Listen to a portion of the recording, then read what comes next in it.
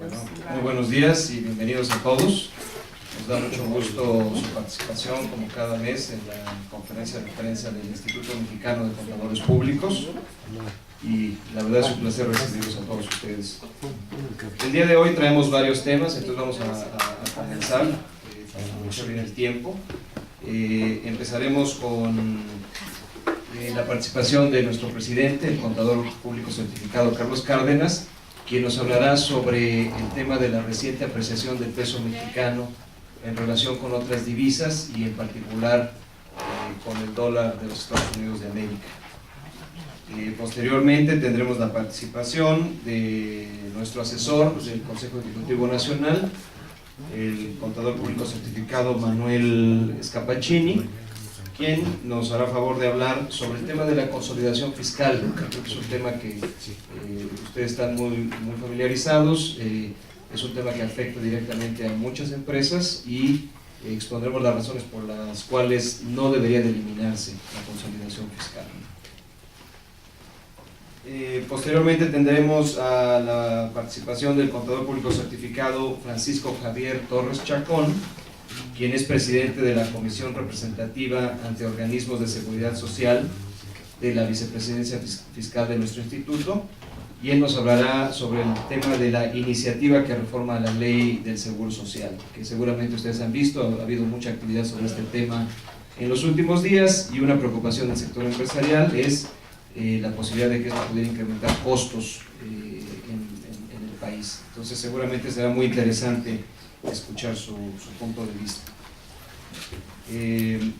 Después tendremos la participación del contador público certificado Juan Manuel Blanco Gallardo, vicepresidente de la Comisión Fiscal de nuestro instituto, y quien nos va a hablar sobre el ABC de la Declaración Anual de las Personas Físicas. Como ustedes saben, ya se acerca el 30 de abril, fecha límite para la presentación de la Declaración Anual de las personas físicas que están obligadas a ello, y por lo tanto pues ahí habrán algunos tips y algunos comentarios para cumplir con esta obligación de la mejor forma. Y finalmente tendremos la participación ya acostumbrada y muy bien recibida del licenciado Ernesto Farrell Santos Coy, quien nos hablará de los resultados más recientes del Índice Mexicano de Confianza Económica al mes de marzo 2013. Muy buenos días a todos, encantado de estar con ustedes como todos los terceros miércoles de cada mes aquí en este bonito auditorio del Club de Industriales. Como Armando ya lo anticipó, voy a compartir con ustedes unas reflexiones sobre el tema de la apreciación del peso mexicano. Como saben, el pasado 8 de los corrientes, la Comisión de Cambios, que está formada por miembros del Banco de México y de la Secretaría de Hacienda, que es la responsable de la política cambiaria en nuestro país, decidió terminar con el mecanismo de subasta periódica de dólares que fue anunciado el 29 de noviembre del 2011. En realidad, desde que se puso en marcha este mecanismo, el dólar ha perdido 12.85% en relación con el valor del peso mexicano, al pasar de 13.93 a 12.14 en un periodo de 15 meses. Simplemente desde el 1 de enero de 2003 al día de hoy, el dólar ha perdido casi un 5% de su valor, transitando de 12.75 a 12.17 en tan solo un poco más de 3 meses. Vale la pena entonces recordar que a partir del 29 de noviembre de 2011, cuando estábamos en un ambiente global de mayor aversión al riesgo, se estableció la venta diaria de dólares por un monto de hasta 400 millones, a un tipo de cambio igual o hasta 2% mayor respecto al tipo de cambio fijo, el FIX, del día hábil inmediato anterior. La eliminación de este mecanismo es un reflejo de las nuevas condiciones globales en las que se percibe a México como una verdadera historia de éxito entre los países emergentes, apoyado por avances importantes en la agenda de reformas estructurales y gozando desde luego de condiciones macroeconómicas muy favorables. Estos avances son resultado de ya casi 2 décadas de manejo responsable de la economía y en un ambiente de mayor competencia política. Sin embargo, la magnitud y la velocidad con la que el peso se ha fortalecido respecto al dólar puede tener consecuencias negativas para nuestro sector exportador. Es un hecho que México se ha transformado en un país de una indudable vocación exportadora, convirtiéndose en líder en América Latina en este sector. Gran parte de nuestro crecimiento económico está relacionado con nuestras ventas al exterior, siendo Estados Unidos el destino de aproximadamente el 80% de estas exportaciones. Una apreciación rápida y significativa de nuestra moneda encarece de manera inmediata nuestros productos en los mercados internacionales, haciéndonos perder competitividad. Por otro lado, así como en un ambiente de devaluación las empresas más afectadas son aquellas que tienen pasivos en dólares, en nuestro escenario actual el impacto negativo se daría en contra de las empresas que tengan activos en dólares, ya que los flujos futuros de estos perderían valor al convertirlos a moneda nacional.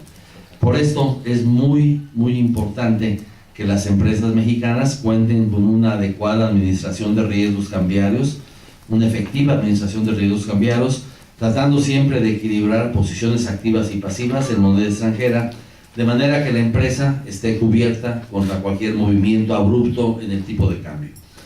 Un aspecto positivo es el hecho de que nuestro país ha adoptado un régimen de tipo de cambio flexible desde 1994, con mínimas intervenciones por parte de las autoridades. Estas intervenciones se han efectuado únicamente en momentos de crisis globales y siempre de manera programada y transparente. Este es un principio fundamental que ha tenido excelentes resultados en cuanto a credibilidad y confianza en nuestras autoridades económicas. Por lo tanto, no debemos abandonar este principio ni caer en la tentación de tratar de modificar artificialmente la evaluación de nuestro tipo de cambio. En el corto plazo, pensamos que la paridad del peso mexicano pudiera haberse influenciado por los siguientes dos factores.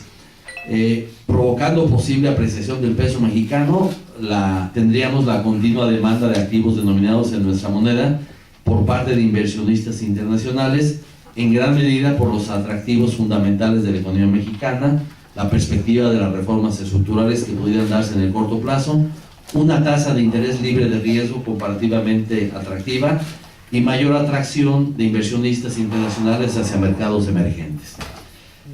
Al revés, provocando posible depreciación del peso mexicano, podría estar el incremento global en la aversión al riesgo, posibles presiones inflacionarias en nuestro país, mayores a lo esperado, incapacidad de aprobar reformas estructurales que detonen crecimiento, la disminución en la tasa de interés libre de riesgo y finalmente el deterioro de las perspectivas económicas de mercados emergentes. Eso en el corto plazo. En el mediano plazo debemos de continuar con los cambios que nuestro país requiere para volverse más competitivo, de manera que nuestros productos y servicios no solo compitan por precio, el cual siempre estará impactado de alguna u otra forma por el tipo de cambio vigente, pero también que compitan por calidad y por el valor que agregan en las cadenas productivas internacionales. Una economía fuerte y competitiva, con políticas transparentes y responsables, siempre será la mejor forma de enfrentar los altibajos de un mundo globalizado. Bueno, pues buenos días a todos. Este tema de la consolidación fiscal, pues creo que es un aspecto que si bien es cierto, pudiera considerarse que es pues, selectivo en cuanto a cuáles son las empresas que pudieran verse afectadas con esta posibilidad. Pues lo cierto es que también es un aspecto que incide en general en la economía de nuestro país, ya que pues, las empresas más grandes, más importantes de México, pues están actualmente tributando bajo este esquema fiscal, y de ahí que consideramos que es importante tocar estos aspectos en esta ocasión. En el documento que ustedes tienen lo titulamos La consolidación fiscal, ¿por qué no debe eliminarse? Y es precisamente hacia donde nos estamos enfocando en esta presentación. En la víspera de la presentación por parte del Gobierno Federal del Plan Nacional de Desarrollo 2013-2018, así como de una eventual iniciativa de reformas fiscales para el próximo año, para el año 2014, en el Instituto Mexicano de Contadores Públicos estamos preocupados por los alcances que pudiera suponer la redacción del acuerdo número 72 que se contiene en el Pacto por México. En este sentido, bajo el rubro de fortalecimiento de la capacidad financiera del Estado, se establece expresamente el compromiso asumido por los tres partidos políticos principales de México, en el sentido de eliminar, y es textual el tema, de eliminar los privilegios fiscales, en particular el régimen de consolidación fiscal. A partir de esta declaración de voluntades de los partidos políticos, promovida por el presidente de la República, el Instituto Mexicano de Contadores Públicos considera que más allá de la buena voluntad política o de los justificados propósitos recaudatorios que pudiera generar la referida eliminación de la consolidación fiscal, su implementación de esta eliminación debiera atender ciertos aspectos fundamentales, ciertos aspectos básicos, antes de llevarla a cabo. Y en caso de prevalecer tal eliminación, como consecuencia del voto legislativo, considerar diversos aspectos técnicos y empresariales, siempre procurando el mayor beneficio posible para el país. Y a partir de aquí debiéramos de hacernos la pregunta de si la consolidación fiscal realmente es un privilegio fiscal o no. El régimen de la consolidación fiscal, desde su origen en México en el año 1982, pretendió establecer un esquema de neutralidad en el gravamen primordialmente del impuesto sobre la renta, aplicable a aquellos grupos empresariales con mismos intereses económicos que, debido a diversas causas y necesidades de tipo administrativas, operativas, geográficas, sindicales también, regulatorias, etcétera, pues debían formarse a partir de diversas entidades jurídicas independientes desde el punto de vista legal, pero unificadas desde el punto de vista fiscal y económico para solventar sus compromisos como si se tratara de un solo contribuyente. Esto es, como si una sola entidad creara sucursales o establecimientos para el desarrollo del total de sus actividades por línea de negocio o por características especiales de cada uno de ellos. En un conglomerado empresarial, sabemos que difícilmente puede integrarse de manera absoluta en una sola entidad legal diferentes giros u operaciones. No solo se limita la posibilidad a través de la regulación legal, a través de concesiones, por ejemplo, sino que la plantilla laboral también puede ser un impedimento como consecuencia de diversos sindicatos. También la participación de socios minoritarios estratégicos que aporten el uso de nuevas tecnologías puede ser un elemento fundamental para no poder hacer este tipo de concentraciones absolutas. La composición geográfica de un grupo, la administración especializada, por mencionar algunos de los temas centrales, impiden que se lleven a cabo las actividades respectivas en una sola entidad legal. Sin embargo, es claro que todas ellas corresponden a los inversionistas de un mismo grupo de interés económico.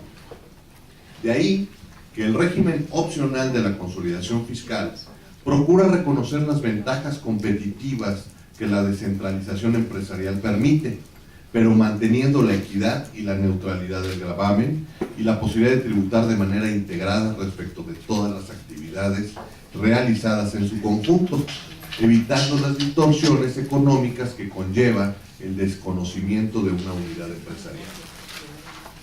En el mundo, el régimen de la consolidación fiscal existe, incluso en algunos países de manera obligatoria. En los siguientes países se contempla la consolidación fiscal: en Estados Unidos, en Alemania, en España, en Holanda, en el Reino Unido, en Italia, Japón y Francia. Por lo tanto, en el Instituto Mexicano de Contadores Públicos estamos convencidos de que la consolidación fiscal no es un régimen de privilegio fiscal, sino un esquema neutral de tributación que, conforme a lo mencionado anteriormente, apoya la competitividad de las empresas en los mercados internacionales y reconoce fiscalmente la unidad empresarial de un mismo grupo de interés económico. Consideramos que tratar a la consolidación fiscal como un régimen de privilegio es técnicamente incorrecto y presupondría más una etiqueta de manejo político que una auténtica medida de fortalecimiento de la capacidad financiera del Estado. ¿Qué motivos son los que desde nuestro punto de vista alientan la permanencia de la consolidación fiscal? En adición a lo anterior, debe considerarse que el actual régimen de consolidación previsto en la ley contempla una mecánica por medio de la cual el efecto de los impuestos diferidos no puede mantenerse por más de 5 años. Esto es, los efectos del esquema de neutralidad se controlan bajo un sistema de impuestos diferidos. Y en caso de que la entidad que los generó no pueda realizar las partidas temporales correspondientes, la sociedad controladora del grupo de consolidación está obligada a pagar esas diferencias. De esta manera, el sistema actual acota de manera importante la posibilidad de obtener beneficios injustificados o permanentes con la consolidación fiscal, pues se establece un plazo máximo de 5 años para concretar las diferencias temporales que reconoce el régimen. Incluso, en la actualidad, la gran mayoría de los aproximadamente 400 grupos en consolidación tienen impuestos diferidos cuyas diferencias temporales no lograron concretarse en el plazo referido y están realizando el pago de tales impuestos correspondientes a años anteriores. En el Instituto Mexicano de Contadores Públicos, consideramos que los grupos empresariales en México que están consolidando sus resultados para fines fiscales representan uno de los sectores productivos más importantes del país. Presionárseles bajo un sistema fiscal que no reconoce la consolidación fiscal de sus resultados provocaría presiones innecesarias y ciertamente injustificadas en sus resultados y flujos como consecuencia de un sobregravamen a sus operaciones, independientemente de que desde el punto de vista eminentemente técnico, la desaparición del régimen de consolidación sería un retroceso en nuestro sistema fiscal nacional. Otros aspectos, es un aspecto que consideramos que podría analizarse incluso como parte de las medidas de fortalecimiento financiero del Estado, sería establecer un esquema de borrón y cuenta nueva para el manejo de los impuestos diferidos de la consolidación fiscal. Esto es, estamos recomendando evaluar la conveniencia de establecer el incentivo para los grupos en consolidación que tengan impuestos diferidos de años anteriores, de liquidar en una sola exhibición el total de sus diferencias temporales reconocidas en tales impuestos diferidos y, bajo la figura del descuento, promover la liquidación total de las diferencias temporales en proceso de pago aplazado. En línea con el esquema que ya hemos tratado acá de amnistía fiscal que tiene de plazo hasta el próximo 31 de mayo, el cual conlleva claramente el objetivo de evitar gastos administrativos al gobierno y procurar la recaudación inmediata de cantidades en controversia y de pago aplazado, consideramos que un esquema específico para los impuestos diferidos en consolidación podría redituar una efectiva recaudación al gobierno y una simplificación en la gestión, en el control y en el posible cobro de las partidas diferidas.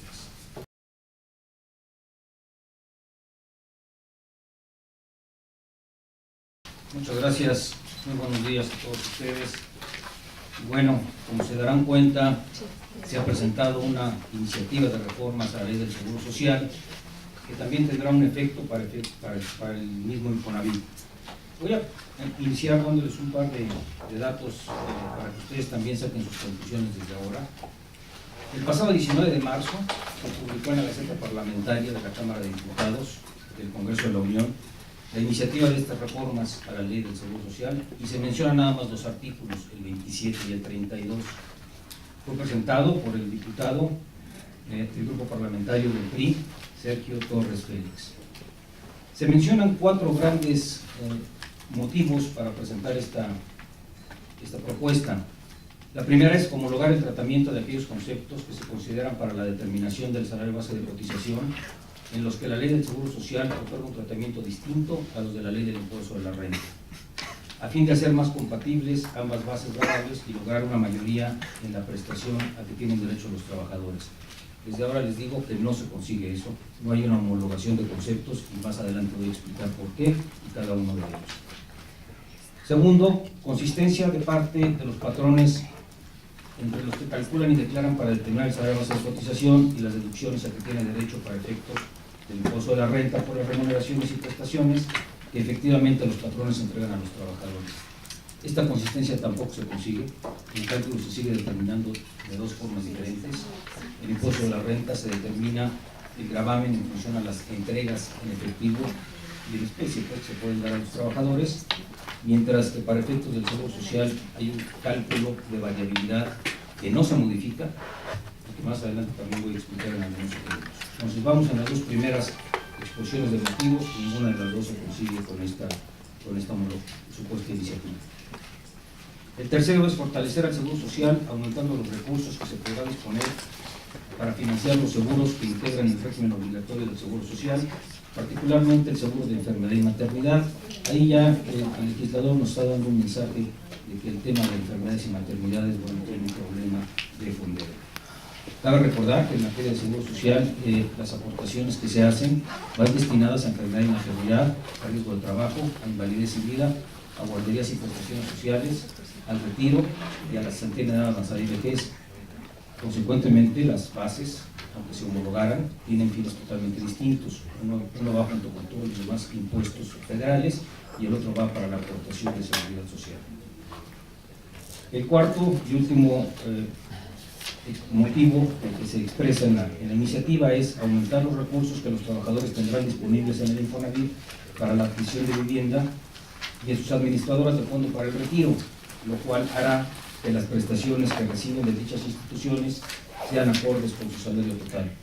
Bueno, aquí lo que sucede es que al incrementarse la base, que es lo que va a suceder al final de esta iniciativa, sí efectivamente habrá mayor aportación al Infonavit por parte de los patrones, insisto, por parte de los patrones, y también, bueno, habrá un incremento al ahorro por parte también de los patrones. Al final, estas aportaciones adicionales salen del bolsillo del patrón, encareciendo todo costo social o toda aportación de seguridad social. Detallo un par de conceptos que llaman la atención, que ustedes tienen ahí en el material que les proporcionamos. Son 9 grandes fracciones las que tiene de exención o de tratamiento especial la Ley del Seguro Social en su artículo 27. Esas 9 grandes fracciones son: la primera, herramientas de trabajo; la segunda, fondo de ahorro; la tercera, aportaciones patronales a las cuentas de retiro; la cuarta son cuotas al Seguro Social y aportaciones al Infonavit. Después viene la participación de trabajadores en las utilidades, la alimentación y habitación, los vales de despensa, premios de asistencia y puntualidad y el tiempo extra doble y triple. Todos estos conceptos son los que van a sufrir algún movimiento ahorita que vamos a platicar. El tema de herramientas de trabajo, palomela, esa no pasa nada, no hay ningún gravamen, ni lo hay para Seguro Social, ni lo hay tampoco para impuesto de la renta. Fondo de ahorro va a estar topado hasta por el monto que pudiera ser grabado para efectos del impuesto a la renta. Esto quiere decir que si se diera un 13% del salario, que esta cantidad fuera superior en su momento a 1.3 veces el salario mínimo general del Distrito Federal, ese excedente sí integraría cuando hoy no integra para efectos de Seguro Social. Entonces ahí habría un gravamen adicional. El tema de aportaciones patronales a las cuentas de retiro no tiene cambio, tampoco las cuotas al IMSS ni aportaciones al Infonavit tiene cambio, pero viene el primer gran golpe al bolsillo de los trabajadores y de los patrones, porque también cabe recordar que en materia de seguridad social hay una cuota obrera y una cuota patronal. No todo va a cargo del patrón, pero sí el 80% en términos generales es lo que aporta el patrón contra un 20% que aporta el trabajador. ¿Qué pasa en la PTU o participación de los trabajadores en las utilidades? Que no integra, para efectos de impuesto a la renta, hasta 15 veces el salario mínimo general del Distrito Federal. Ese va a ser también el tope ahora para efectos de la PTU, y todo lo que vaya arriba de esa cantidad, que son 970,000 pesos con 40 centavos, todo lo que reciban de PTU alguien adicional a esta cantidad estaría grabado. Se consideraría una percepción variable, la cual tendría que integrar en ese bimestre para el bimestre siguiente, y toda la mecánica que estoy mencionando así muy técnica es la que permite que no se homologue contra la base del impuesto a la renta. El tema de alimentación y habitación, hay un pequeño beneficio muy oculto, que es el que ahora no será gravoso para el trabajador.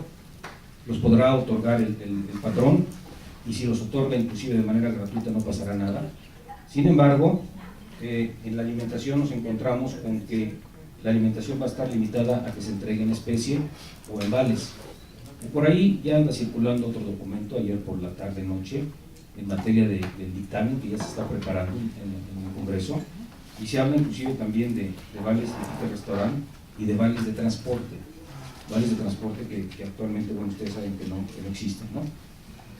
Y estos conceptos estarían también exentos para efectos de la integración, pero ya estaban ahorita. El vale de despensa es otro gran rubro que acostumbran las empresas a otorgar hoy día. Esta no integra hasta el 40% del salario mínimo general del Distrito Federal. Todo aquello que se entregue por una cantidad adicional a este monto estaría grabado también para efectos de seguridad social. El premio de asistencia y puntualidad, que también ha venido a ser un incentivo por parte de los patrones para que los trabajadores lleguen temprano, que no falten, que se cumpla con toda la cuestión del tipo laboral, actualmente está con un tope de exención del 10% del salario base de cotización. Para efectos de impuesto a la renta integra el 100%. Esto quiere decir que esa exención que actualmente existe se eliminaría y entonces se grabaría todo el pago por concepto de premio de asistencia y premio de puntualidad. Y el tiempo extra doble no integra para efectos de impuesto de la renta hasta el 50% del monto entregado, sin que este tope exceda de 5 veces el salario mínimo general por cada semana de servicio. Esto es 323 pesos con 80 centavos. Toda aquella cantidad que se entregue como tiempo extra doble y tiempo extra triple será integrable al 100% para efectos del Seguro Social. Entonces, como verán, de manera muy ejecutiva he mencionado los conceptos que sí ahora se integrarían, que serían grabados, no se homologan las bases, ya lo manifestamos como Instituto Mexicano de Contadores Públicos ante las propias autoridades, lo hemos manifestado en diferentes medios, y la mecánica de cálculo tampoco se modifica, sigue existiendo un salario fijo, que después se le integran conceptos fijos a través de factores, sigue habiendo un salario variable que también se determinará trimestralmente en función a las percepciones que se reciban en el trimestre inmediato anterior. Eso no se hace en el impuesto de la renta. Y al final, bueno, el gravamen será superior, habrá un costo para el patrón, habrá un costo para el trabajador, y esa es la conclusión que saco hasta este momento.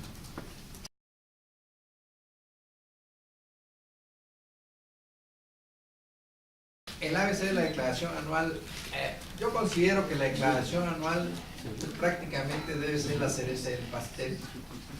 ¿Por qué? Porque yo creo que en la mayoría de los casos, y hablando aquí principalmente de personas físicas, muchos no se han dado cuenta que con la presentación de la declaración anual, que en este caso es el próximo 30 de abril, tienen la posibilidad, en la mayoría de los casos, de generar saldo a favor, porque prácticamente el impuesto queda cubierto dentro de los 12 meses del año.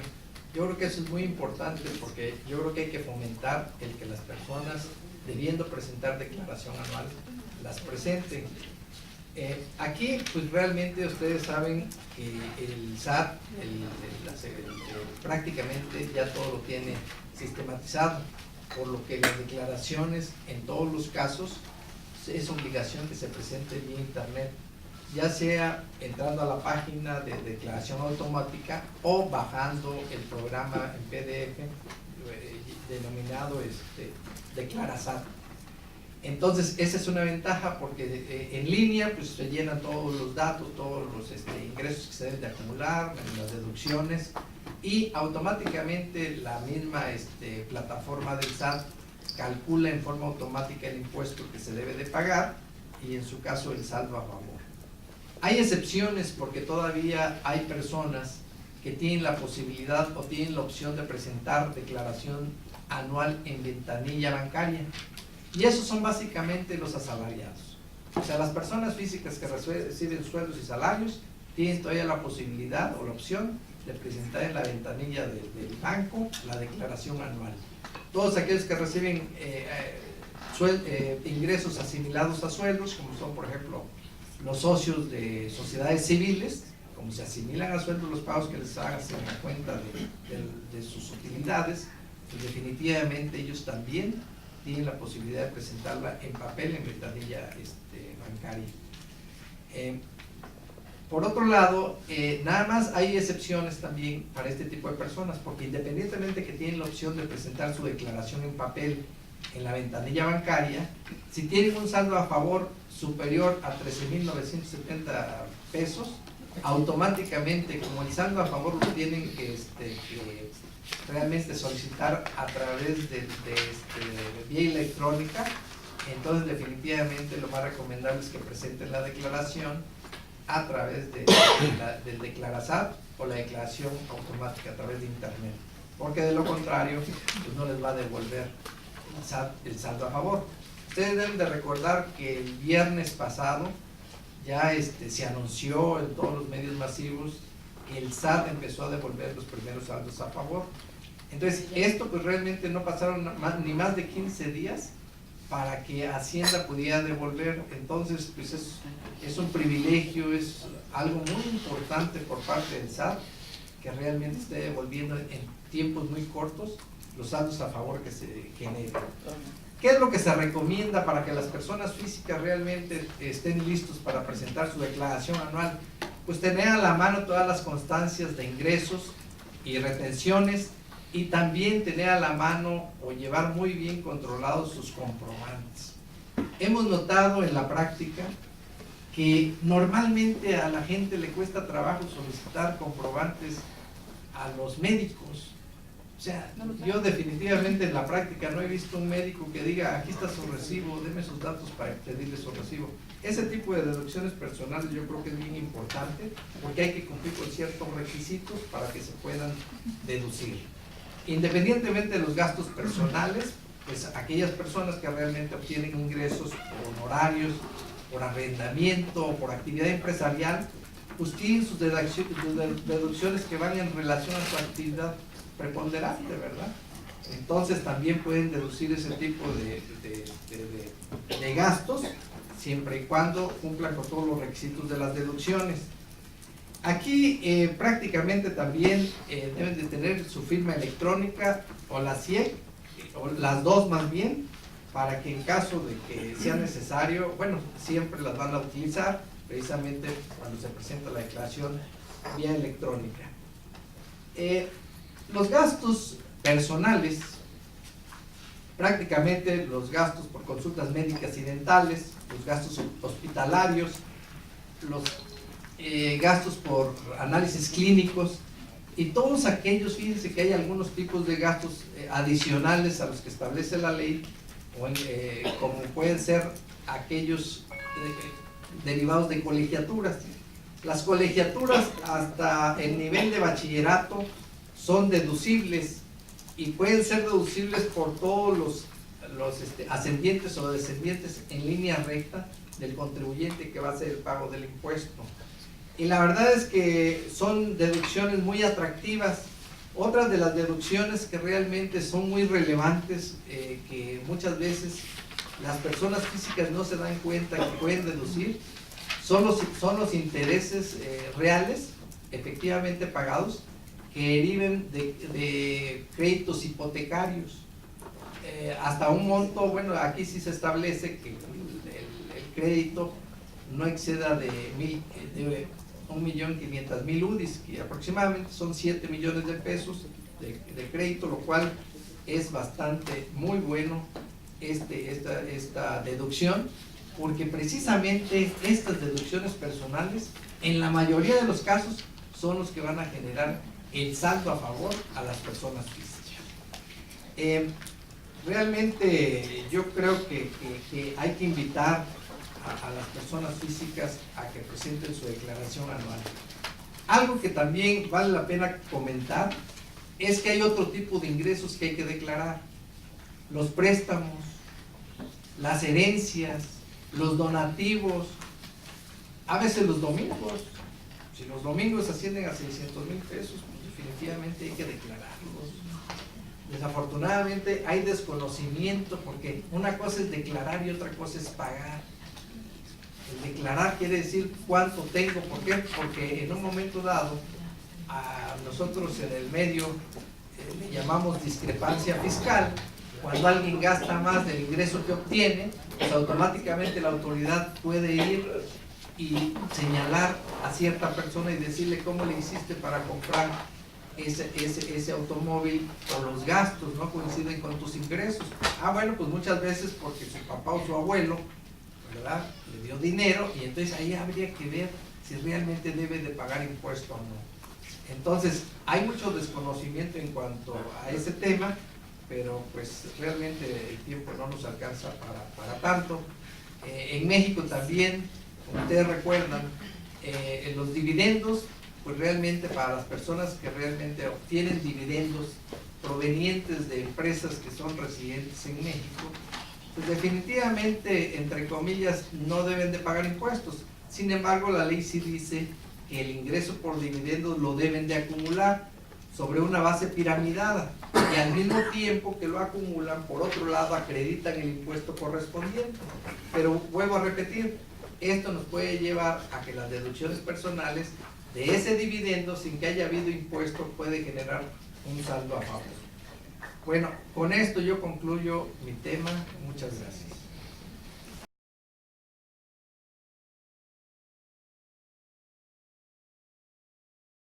En marzo del 2013, el sentimiento general sobre la situación de los negocios mostró cambios positivos en comparación con el mes anterior, al mejorar tanto la percepción actual, la marcha actual de los negocios, como las expectativas sobre el futuro. El índice mexicano de confianza económica, el índice total, de marzo del 2013 arrojó 76.85 puntos, contra 73.12 del mes anterior, es decir, subió en 3.73 unidades.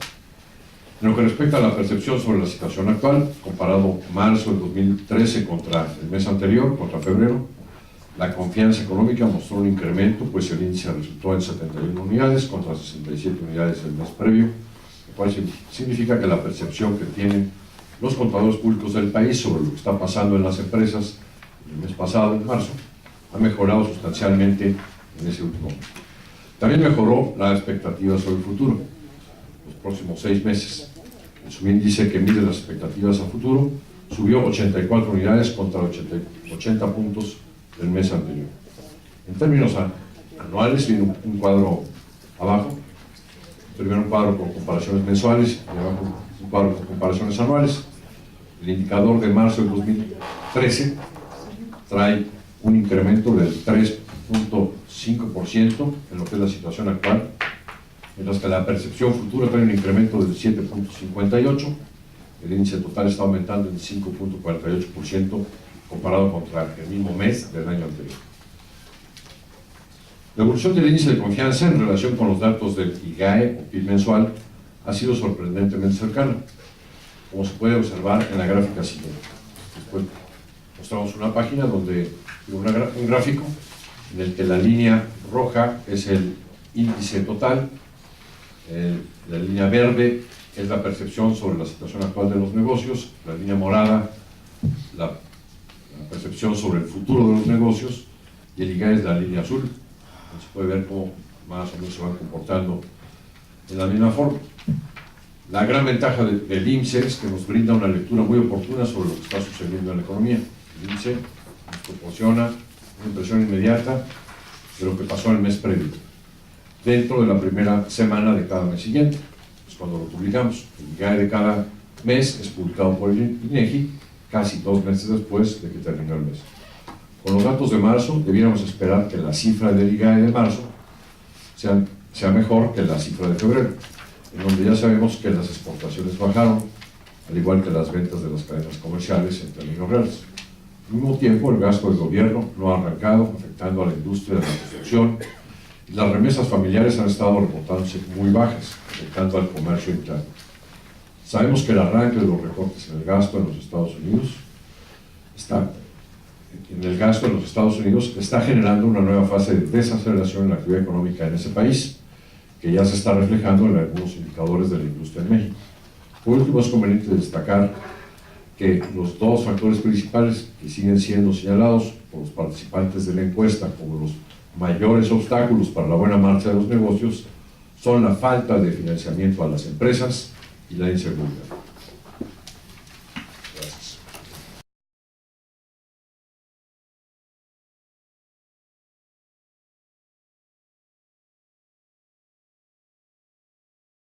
Esta idea, esta propuesta de tratar de regularizar, o más bien de borrar adeudos del pasado, pues está enfocado básicamente a que hoy día, como consecuencia de las reformas principalmente que ocurrieron en el año 2012, los grupos en consolidación se vieron a la tarea de determinar los impuestos diferidos que pues, traían registrados en su contabilidad, y se les estableció a través de disposiciones de la ley del impuesto sobre la renta un calendario de pagos que básicamente debían de pagar esos impuestos diferidos en 5 años, de tal manera que pudiera ser interesante evaluar si, en lugar de que el gobierno federal espere a que se cumplan los plazos establecidos en este calendario, pues pudiera, a través de un descuento sobre bases financieras razonables,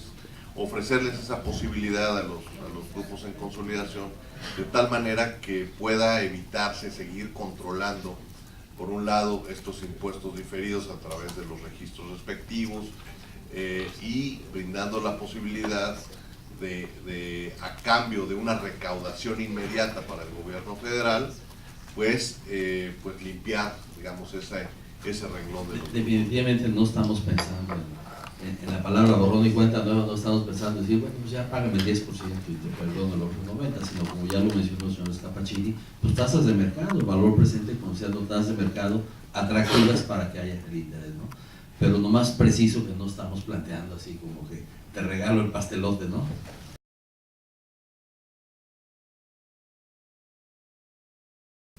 Definitivamente, o sea, sí hay un problema de recaudación, pero yo creo que aquí la autoridad fiscal tendría que trabajar precisamente para atacar a esa economía, a todos aquellos que no pagan impuestos, ¿no? Definitivamente sí hay evasión fiscal. Hemos comentado aquí en nuestras conferencias que el 60% de la economía está en informalidad, entonces imagínate toda la evasión de impuestos que hay ahí. Entonces la respuesta concreta es, evasión fiscal hay y muchísima, ¿no? Mi apreciación, igual que la de Juan Manuel y lo que tenemos en el instituto, es que no se debe tanto a temas de evasión, porque el que está evadiendo no está registrado, pues. Sí hay mucha evasión, pero el que está evadiendo no está registrado. El instituto sí ve con buenos ojos el que haya una revisión profunda al subsistema de la banca de desarrollo. En las últimas 3 décadas pues hubo como que toda la intención de desaparecerlos. Y esto quizás básicamente porque, de acuerdo a la contabilidad primitiva de las economías, con la intermediación financiera de la banca de desarrollo cuenta para el déficit fiscal, entonces pues, mientras menos intermediación financiera hicieran los bancos de desarrollo, menos déficit fiscal. Y bueno, pues creemos que este país lo que necesita es crédito. La banca como tal pues necesita competencia, incrementar su competencia, y entonces este subsegmento de la banca de desarrollo pues, puede ser clave para acelerar esa competencia dentro del sistema financiero. Creemos que se debe revisar la vocación de las instituciones. Nafinsa para el financiamiento a las empresas, el Bancomex, pues creemos que es clave para el buen desarrollo de la industria mexicana, que contemos con un Exim Bank que nos permita financiar exportaciones en forma competitiva. El Banco Nacional Agrícola o la Financiera Rural creemos que también pues, tiene un gran papel que hacer en el sector primario y en el agroindustrial. La Sociedad Hipotecaria Federal, pues creemos que en la nueva estrategia que esté definiendo la nueva administración sobre este importante segmento generador de empleo, pues creemos que también el Banco de Desarrollo de ese sector hipotecario va a ser fuerte. Banobras nos parece que pues, también debe de jugar un papel fundamental en el sano financiamiento de los estados y municipios, ahora que se está legislando al respecto.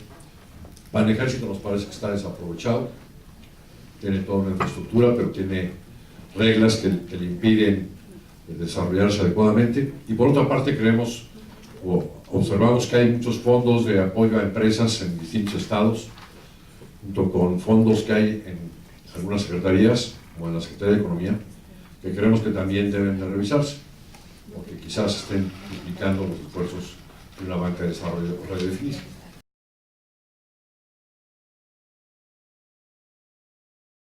En este tema de la consolidación, el rubro de costo fiscal asignable a la consolidación fiscal,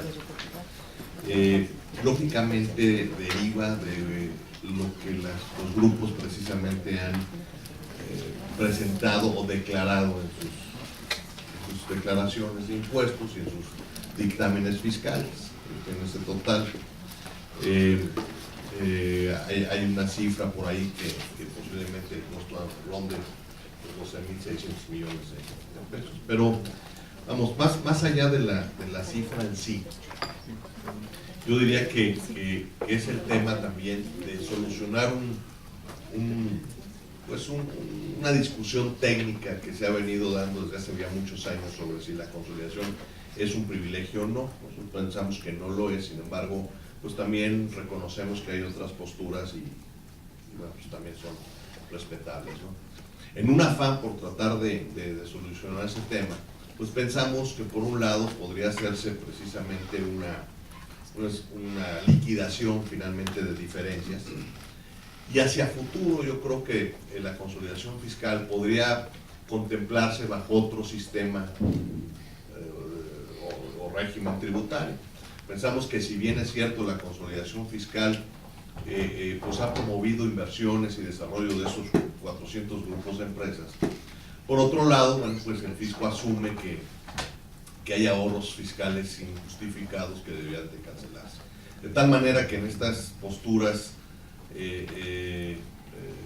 pues disímbolas, pues yo creo que en estos tiempos podría llegarse a un punto intermedio a través del cual pues no se elimine definitivamente un concepto de consolidación, sino que se mantenga bajo un esquema pues que de alguna manera pueda ser satisfactorio tanto para el fisco como para los contribuyentes, y no se desperdicie una oportunidad de mantener pues un régimen que sea neutral y que permita a las empresas pues tener competitividad internacional al no estar sobrepagando impuestos injustificada o innecesariamente.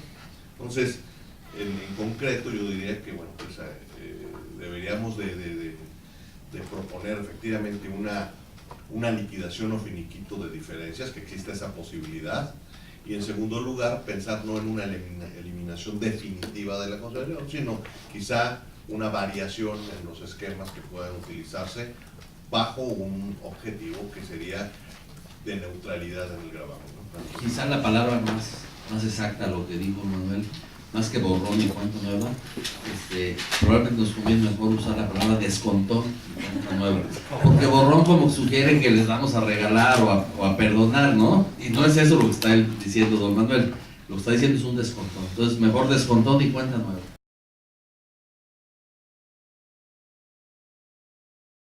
Para que un país sea próspero se requiere que haya salud financiera. Salud financiera, pues empezando desde las familias, ya no digamos de la federación, de los estados y de los municipios. Entonces nosotros estaremos siempre apoyando el que haya salud financiera, porque ese es un principio básico para que un país pueda ser próspero. Y para tener salud financiera se requieren básicamente dos cosas. Por un lado, trabajar para generar el ingreso correspondiente. Y en ese sentido, hemos dicho aquí muchas veces que la reforma fiscal debe de contener un esquema en el cual los estados se pongan a trabajar y hagan su propio esfuerzo recaudatorio. ¿Para qué? Pues para que tengan ingresos, por un lado. Pero por otro lado también hemos dicho que debe de haber disposiciones que garanticen, que aseguren que el gasto sea un gasto responsable y no un gasto irresponsable. Entonces, apoyaremos también siempre todas las regulaciones que existan para asegurar que el gasto de los estados, de los municipios, sean gastos responsables. Lo que se aprobó en el Senado va en ese sentido, en el sentido de decir, bueno, tú solamente puedes endeudar para obras de infraestructura, para propósitos específicos, no te puedes endeudar para gasto corriente. Bueno, pues eso ya es un avance en la regulación y por supuesto que lo apoyamos. Esperamos que el Congreso, en la parte de la Cámara Baja, la Cámara de Diputados, que fue quien suspendió de momento esto, pues finalmente termine aprobando este tipo de esquemas, porque el problema de los estados como están el día de hoy es, y lo han demostrado, no estoy hablando de hipótesis, que se han endeudado irresponsablemente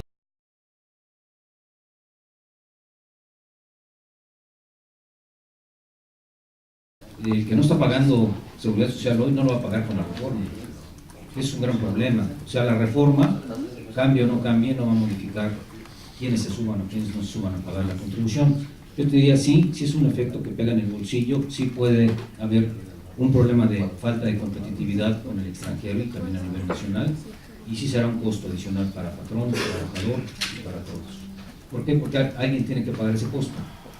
El patrón también tiene que recuperar ese costo. Entonces pudiera ser un poco inflacionario también. Si bien es cierto, no decimos que vamos en contra de la postura gubernamental, también es cierto que en la exposición de motivos no se habla de que se incrementará la competitividad, ni tampoco se dice que se va a perjudicar. Pero sí se dice que esta reforma es necesaria en virtud de que con ello se pretende fortalecer las finanzas del Seguro Social para financiar las ramas de enfermedad y maternidad. Entonces, evidentemente nos damos cuenta de que es un problema de tipo recaudatorio, por un lado.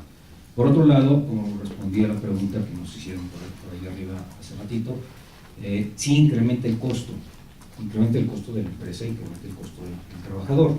Consecuentemente, bueno, pues es un problema de competitividad. ¿Por qué? Porque ahora la mano de obra va a tener que generar un costo adicional en materia de la carga social. Entonces, por donde interpretamos que sí se pierde un poco de competitividad tocando ese tema, porque así sucede, ¿no? El costo es el costo.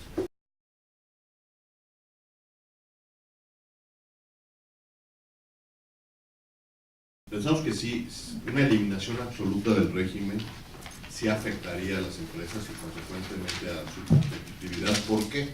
Pues porque los grupos empresariales estarían pagando impuestos cuando por otro lado posiblemente en diversas líneas de negocio estén haciendo inversiones y provocando pues, pérdidas, ¿no? Entonces al no tener la posibilidad de amortizar utilidades y pérdidas, como lo hace cualquier empresa, ¿no? Que está constituida como una sola unidad. Si yo estoy teniendo utilidades por cierto negocio y haciendo inversiones para otro negocio y los tengo en la misma empresa, pues puedo, digamos, sumar y restar los resultados y llegar a una base neta. En el caso de empresas o grupos que están constituidos en diversas sociedades, solamente la consolidación es la única que permite poder aplicar estas pérdidas contra las utilidades y pagar sobre base neta. Si eso se elimina, la empresa que está ganando paga impuestos y la empresa que está perdiendo pues no puede aprovechar esas pérdidas contra ninguna otra utilidad hasta que no las genere, a ver cuándo, ¿no? Entonces, lógicamente el estar descapitalizando a las empresas o a los grupos empresariales a través de este pago de impuestos, pues les resta competitividad para nuevas inversiones, para mejorar precios, etc.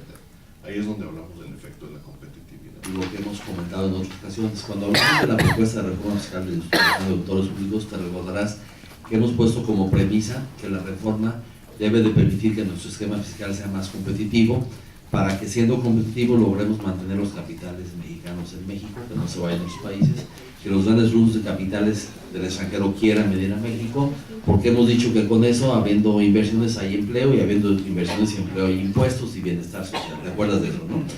Entonces, el tema de la consolidación abona en ese sentido.